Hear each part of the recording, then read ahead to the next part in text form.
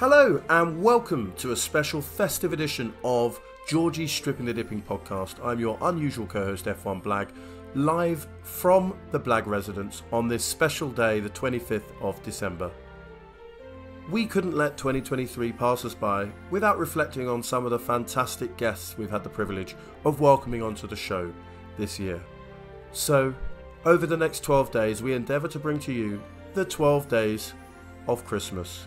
On the first day of Christmas, Jorgy booked for me one Virtual Statman. So sit back and listen up for how Sean Kelly became the Virtual Statman.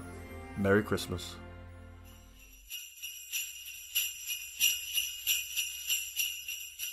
It was obvious to other people, probably more than me, just how diligent I was on Formula One history and numbers and so on, because I honestly thought everybody else was taking it in at the same rate I was.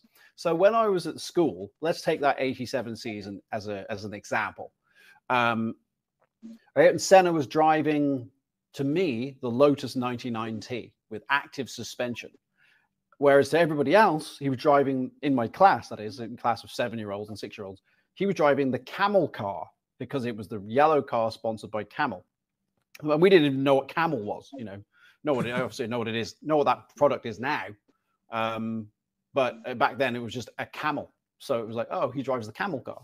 And I thought that, all my peers were taking it all in at the same rate. So if I was to cross-reference something that happened in 1988, I remember when, Ivan Capelli passed Ayrton Senna down the straight at Estoril in 88, I naturally assumed that everybody would know exactly what I was talking about and why that was significant and blah, blah, blah. And it turns out, no, they actually had other stuff going on in their lives or didn't find it as interesting as I did. And in the mid-90s, my mom said, you should probably get a job in Formula One. Murray Walker has to retire one day. They'll need new people. And I used to think, yeah, right. Like anybody gets paid to just talk about facts and stats in Formula One. That never happens. And then eventually I thought, well, I don't know. It can't hurt giving them a ring, can it? What's the worst that could happen? Because my career had gone from strength to strength, I must say. Stop me if you get jealous here at any point in this description. I'd gone from making car parts for Toyota in a factory to pot washing in a restaurant of an Italian restaurant kitchen. I sold wine fridges for a while. And the thing is, once you've done those 3 jobs, really the only place for you to go is the World Championship. If you think about it, there's me and Oscar Piastri are the same. Like pot washing in a restaurant, selling wine fridges. You can only go to F1. It's like winning F3 and F2 in back-to-back seasons as a rookie. It is the only career move you can make, straight into Formula One. So naturally, I actually rang American television first because I was dating an American girl at the time. And I reasoned that I had better odds of success if I called American television than if I called British television. So I thought they'd probably get less calls about Formula One. What's funny is I didn't know anybody there. So I was blagging it. I was completely blagging. I didn't even have their number. I was having to call like various offices of Fox Television to eventually get the correct number for the correct department. And I left, and it went to voicemail. I had to leave a voicemail. And it was, hi, this is Frank Wilson. Leave me a voicemail, blah, blah, blah, blah. Hi, Frank, this is Sean Kelly, blah, blah, blah. I'd love to remember what it was I said on this voicemail. This is in October of 2002. It was after the Japanese Grand Prix, the end of 2002.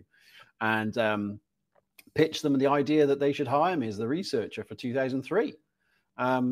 And 2 days later, to my complete shock, he called me back. And then I was really in it because he was like, well, can you show us an example of your work? I said, sure, I'll send you something over tomorrow. I hadn't got any work. I didn't have any work to lean on. So I had 24 hours to come up with something. So I did that. And I said, could I have a look at what you've been using? And he faxed it to me. That's how long ago it was, folks. Nice. He faxed it to me. And I went through it like a teacher marking a paper and faxed it back to him an hour later, just to sort of show, look, I do know what I'm talking about. Look how quickly I've gone through this. And then we got round to like a month before the start of the season in 2003. And I'd called him about 12 times over the winter, making sure he hadn't forgotten. And then he said, look, you know, we could hire you, but we really can't pay you very much. We could only pay you like 200. That's literally what he said, 200. And I said, yeah, fine, Frank, that's fine, no problem. And I put the phone down, and there was a 30-second period of euphoria when you think, oh my God, I've just been hired to work in Formula One. I've made it. And then I went, wait a minute. That means I've been hired to work in Formula One. What if I'm a moron who doesn't know what he's talking about? I'm about to be exposed as a fraud. My whole life's been a lie. And then the final part was, did he mean 200 a race or 200 for the entire year? Because I didn't ask him before I put the phone down. So I didn't know I was going to get paid. But the point was, I put the phone, we hung up before he could change his mind. He made the offer, I accepted, and I've been here ever since. So however it worked, it went the right way. So that was Speed Channel, was it, in the US? It was, yeah, Speed Channel, because what you formerly called Speed Vision, which was a motorsport centric network, as the title would imply. And they had the rights in the US from 96 until the end of 2012. And from that day forth, first race was Australia 03. I worked with them until their contract ended at the end of 2012. Actually, my claim to fame within television is that since my first day, Australia 03, I am the only person who has worked on every single broadcast on American television through the entire 20 years. Like, production staff's changed, commentators have changed, channels have changed. I'm the only person who's done all of them, whether it's on Speed Channel, NBC, CBS, ESPN. And in fact, even when Daniel Ricciardo did his show, The Grandstand, with Will Arnett, I actually did the live broadcast with Sky Sports, which goes out in America, and I did the Grandstand with Daniel Ricciardo at the same time. I was doing two shows at the same time, and the camera was on me as well. So I was responding to Daniel Ricciardo in Vision on air, while at the same time corresponding with David Croft about what we were talking about with stats. So it was like, holy crap, we've got a lot going on here.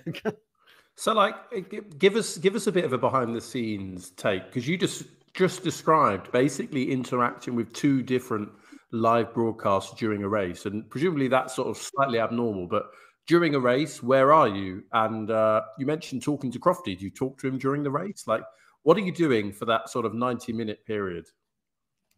Well, when the cars are on track during the qualifying and the race, all of the networks, virtually all of the networks, log into Virtual Statman. That's where the name comes from. That's where my internet handle comes from, which basically is a glorified chat window. It appears on their screen in the commentary box, and I will put anything that's relevant at that moment on the screen in front of them. So if in qualifying, oh, look, both Red Bulls have just got out in Q1. Oh, wow, that's a big shock. And so it'll say on the screen right away, oh, first time that's happened to Red Bulls in Japan 2006. Or, so instantly it's in front of them. So they don't have to really go looking for this information. I'm basically already behind them, making sure that they've got it. A lot of the work is done in advance. Like, for instance, for Qatar this week, the work went out yesterday morning. So everybody's had 5 days to read it before the cars hit the track. And then they can decide what stories they want to discuss, what narratives they want to make, what graphics they want to build, what they want to get into commentary and so on. So that's all quite regimented. So everybody knows where they're going to find that information every week and so on. And then during qualifying in the race, they know they have me there as basically their point of contact. In the case of David Croft specifically, we've been on stage together. I mean, I host at the track as well, and we have a really good working relationship together. He likes stats, and I'm really good at writing them, so it's a pretty good combination. But I don't often, I won't get a lot of correspondence from him while we're on the air, because obviously he's commentating. But sometimes he will ask certain things. Say, do you know? It'd be something small, like you say, like, do you remember exactly what lap Verstappen pitted, or do you know what the gap was before Hamilton came in? It's little small stuff like that, just to make sure, like, get the number right before I say this on the air. But generally speaking, he just trusts me. He trusts me to just get on with it and feed him whatever information that I think is relevant. And in fact, that's the same with most broadcasters. They just kind of, they just sign into it and they just let me get on with it. They all know it's me. They know that I'm the guy behind it. And it kind of clandestinely gives me a more influence than people probably realize in their media diet, because what I tell the commentators to say can often shape the entire narrative, because a lot of it goes out as social media posts and things like that. I'll see my own stats in news reports. I'll read the BBC's report of the race and I'll see like, oh, that's my stat. That was in the middle of the broadcast. We said that. I'm a bit of a sort of, I float under the radar, I guess. People don't necessarily know who I am until they see me on the stage and I explain. So the reason I have this job, folks, is ... I do have. I guess I don't want to say I have the ability to really shape things, because of course it's the drivers and the teams that are shaping things. So their results are what actually matter. But it's very important for me to try and reflect it correctly. So there's a lot of pressure. Thank you for listening to the 12 Days of Christmas here at Jorgy Stripping the Dipping. Don't forget to like, share and subscribe, and follow us on Twitter and Instagram at Strip the Dip, where we'd love to hear from you. Merry Christmas.